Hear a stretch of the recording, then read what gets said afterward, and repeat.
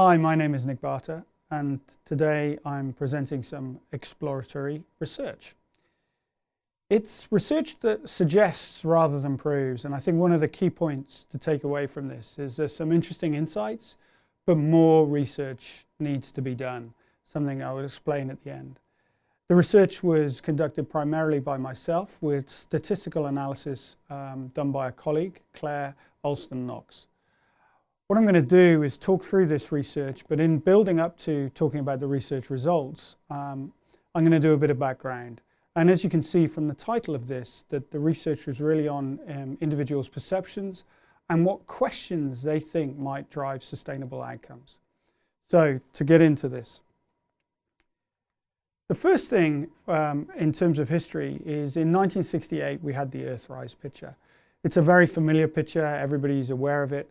But one of the things it really kicked off in us was this understanding that the Earth is, if you like, one system and everything is connected to everything else. There is no way, as Barry Commoner said in his Laws of Ecology.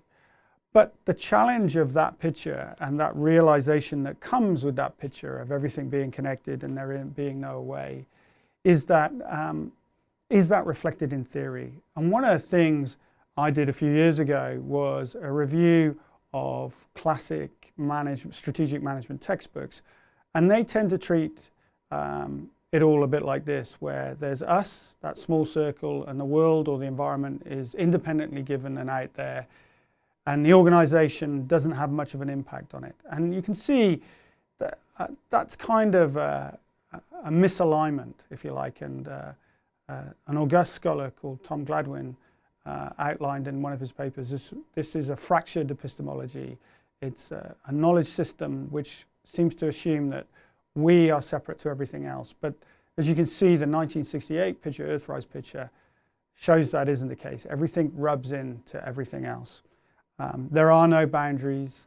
There is no way. Everything impacts everything else.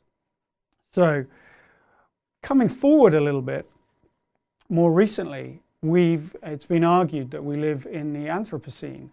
And the Anthropocene, one of the key things there is, the Earth is our home, it's our habitat, hence that picture of showing the Earth, in the form of a home. And one of the things with the Anthropocene is we humans are the dominant shapers of our surroundings.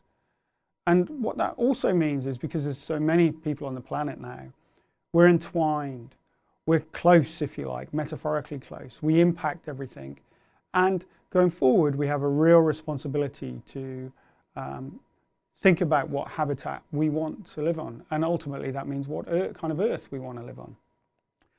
So when we go and think about all that, we start to realize that actually we need a new conceptualization. A conceptualization that's a little bit more like this, where we see the dotted lines trying to show that we can think of things in separate domains, if you like, or separate clusters, but everything is bumping into everything else.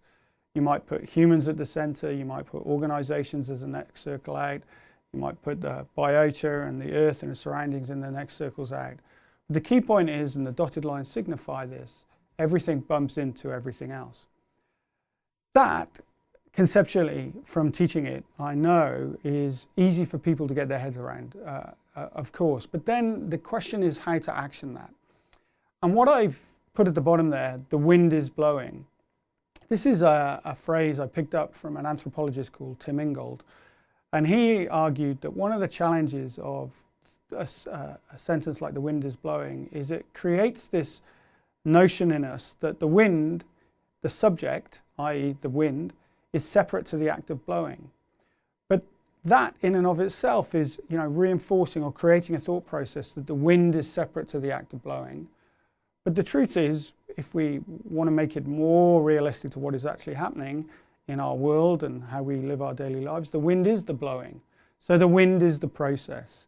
And by extension, the organization is not a thing, it is a verb, it is an act, if you like. So if we start to think about the wind is the blowing, if we start to think about that conceptualization, how do we actualize that? And what do people actually think? So one of the things I did was I thought, well, I've been batting around these ideas for a long, long time now. Let's do a bit of a survey. So we got 632 respondents. We distributed it electronically using Qualtrics software. And we got respondents from 43 countries across a range of industries, across a range of organizational size from 1 to 10 to 5,000 to 10,000, across all sorts of organizational types from public sector to private sector to not-for-profit to charity. And when I break it down a little bit more, we got a range of ages. The average age was 41, but the age range was from 20 to 70. The gender balance was 55% male, 45% female. The education level was across a range of some PhDs, good chunk masters, good chunk bachelors, and some with less than post-secondary education. And we got a variety of organizational roles. We actually got a much longer list, but we compressed it down to 15% CEOs, 90% managers, 48% professionals, and 18% technicians. And we asked them a bunch of questions. So one of the first questions we asked themselves, and this comes from environmental psychology, was how do you think about your own relationship with nature? So those circles at the top are self and nature. This is what's called an inclusion of nature in self scale, developed in the environmental psychology literature in 2001. And people rate themselves on it. And the argument is the more you go up, i.e. if you're a 7, the more likely you are to engage in environmentally sustainable behaviors because you think nature is a part of you. And you can see here the movement from the separateness that we were talking about earlier, which is the classic conception in strategy textbooks, and towards the right, which is that that more clustered, dotted line domain conceptual diagram, which I showed you earlier. And what we found was people scored themselves across a range of those, and on average, they scored themselves a 4.4. Very few people, as you can see, scored themselves at 1, but then you get a little bit of a bump around 2 and 3, and then a few people scoring themselves at a 7. Then we adapted that scale and we said, well, how do you rate your organization and its relationship with the environment from 1 separate to 7 complete overlap? And we saw this. You can see an average of 2.9, so a lower average than them rated themselves. And when you put those two together, the self is the red and the organization is the blue. You can see that actually, invariably, individuals were scoring their organizations much lower than they were scoring themselves in terms of overlap. And the average difference between self and organization was about 1.5. And that indicates something. That indicates perhaps that our organizations are not keeping up with us. We think the organizations perhaps could have a more entwined relationship than they do, partly because we think we have a more entwined relationship. Now, moving on from that, I asked, I looked at how people rated themselves and how they rated their organization in particular on these aggregate results. So, if you rated yourself a 7, you were on average rating your organization 3.5 categories below. So if you were a 7, you were rating your organization on average a 3.5, so much less of an overlap versus total overlap for self. So that indicates there's a big disconnect between how those individuals rate themselves and how they rate their organization. Their organization really isn't keeping up with them, and perhaps it points to our organizations could be much braver. If you rated yourself a 6, you were rating your organization between 2 and 3. And if you rated yourself a 5, you were rating your organization at about a 3. Then if you were rating yourself at a 4, you were rating your organization about 1 below on average. And then if you were rating yourself at a 3, you were rating your organization just below. So you've got a kind of middling effect, and you've got then an extreme effect where if you're a 6 or 7 or even 5, perhaps you're saying there's quite a distance between how you think of yourself and how the organization relates to its surroundings. Interestingly enough, though, if you rated yourself as a 2, you thought your organization was actually doing more, had more entwined relationship than yourself. And if you rated yourself a 1, you really thought your organization was a whole category above where you were.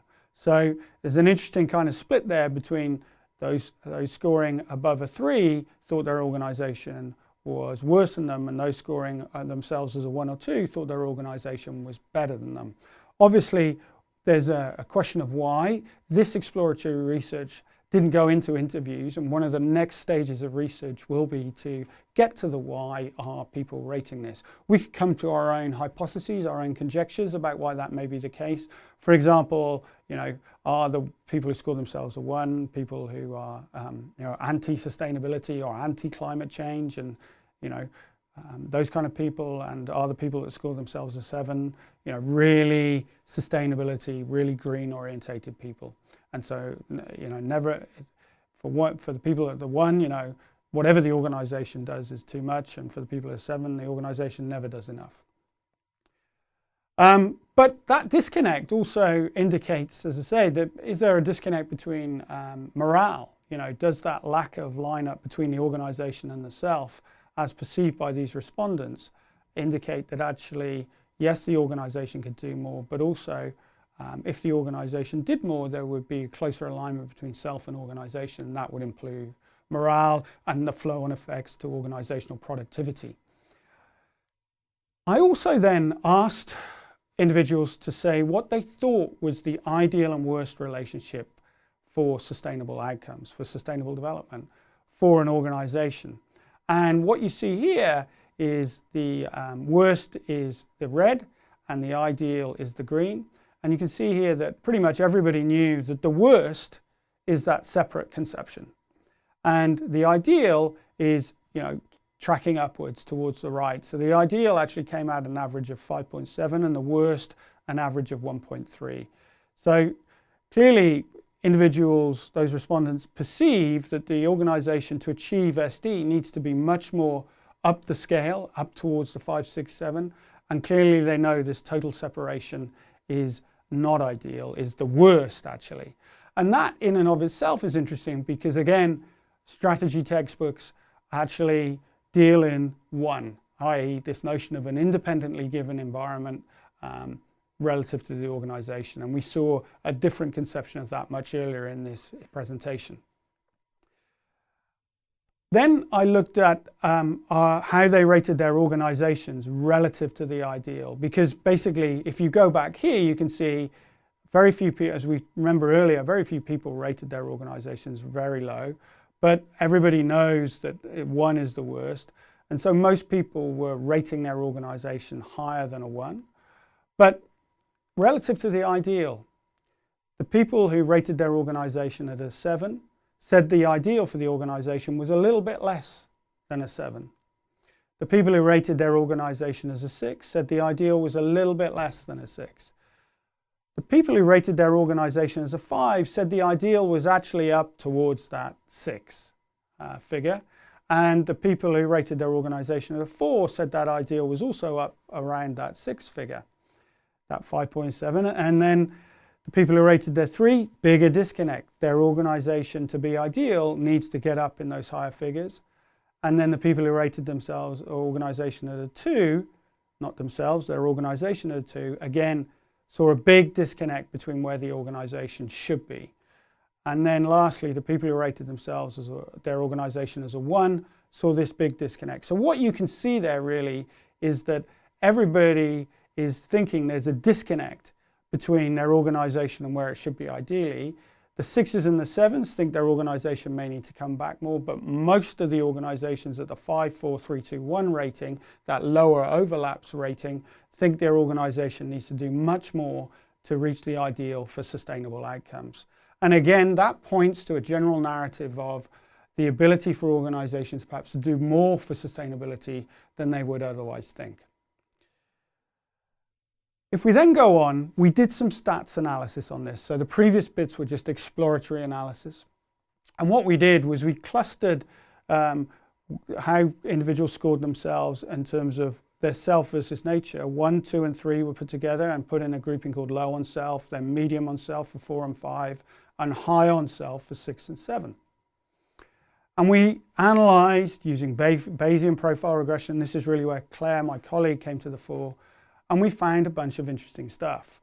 And what I'm going to show you now is we found that CEOs and managers with less than a bachelor's were much more likely, that's the dark black, were much more likely to score themselves low on self. Average on medium on self are much less likely than average to score themselves high on self.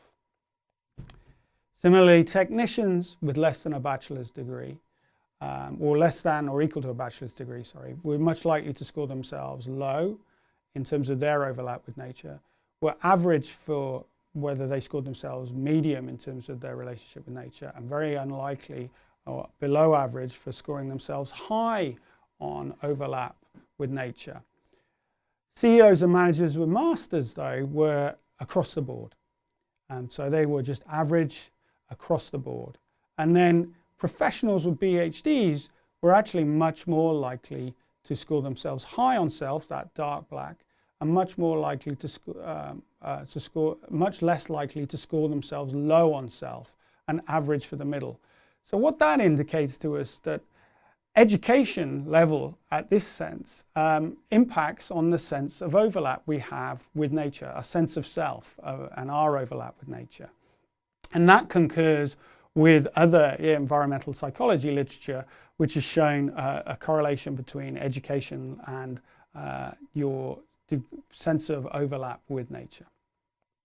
If we then go on and look a little bit further, what we found were the CEOs and managers with less than or equal to bachelors were more likely to be men and were more likely to have studied strategy.